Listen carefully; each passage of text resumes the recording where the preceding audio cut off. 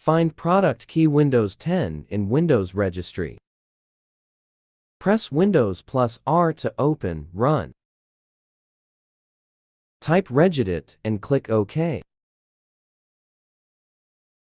Click Yes when prompted. Click the H key Local Machine folder. Click the Software folder. Click the Microsoft folder. Click the Windows NT folder. Click the Current Version folder. Click the Software Protection Platform folder. Double-click the Backup Product Key default file. Note your product key.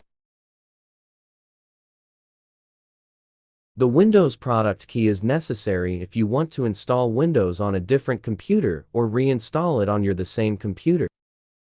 Thank you.